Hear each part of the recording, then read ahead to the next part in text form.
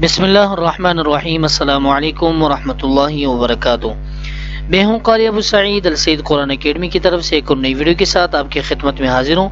تو انشاءاللہ آج اس ویڈیو میں ہم اولاد نارینہ کے لیے وظیفہ بتائیں گے، جو ایک مجرب وظیفہ ہے۔ جس نے بھی اس وظیفے کو کیا ہے الحمدللہ اس کو اللہ رب العزت نے اولاد نارینہ سے نوازا ہے۔ تو ویڈیو شروع کرنے سے پہلے اگر آپ یا آپ کی فیملی میں سے کوئی بھی ممبر آن لائن قرآن پڑھنا چاہتا ہو، اسکرین پہ جو نمبر آپ کو نظر آ رہی ہے اس نمبر پہ آپ ہمارے ساتھ واٹس ایپ کے ذریعے رابطہ کر سکتے ہیں۔ الحمدللہ ہمارے ہاں آن لائن قرآن پڑھانے کی سہولت موجود ہے۔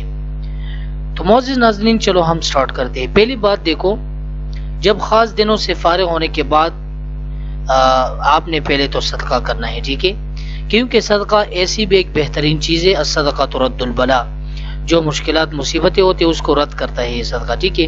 اس کے بعد آپ نے دوسرا عمل کیا کرنا ہے؟ سورہ توبہ، ٹھیک ہے، ایک بار پڑھنا ہے، اور اول و آخر 11 بار درود شریف پڑھنا ہے، ٹھیک ہے۔ اور تیسرا عمل ہر نماز کے بعد ایک تسبیح، ٹھیک ہے۔ اور اس کے بعد آپ کا عمل کیا ہوگا؟ یہ آیات کریمہ آپ نے پڑھنی ہوگی، ٹھیک ہے۔ یہ آیات کریمہ چلو ہم پڑھتے ہیں۔ اعوذ باللہ من الشیطان الرجیم، بسم اللہ الرحمن الرحیم۔ سورہ انبیاء کی آیات ہے، ٹھیک ہے۔ رب لا تذرنی، رب لا تذرنی فردا وانت، فردا وانت خیر الوارثین۔ رب لا تذرنی فردا وانت خیر الوارثین۔ سورہ انبیاء کی یہ آیات کریمہ ہے، ٹھیک ہے۔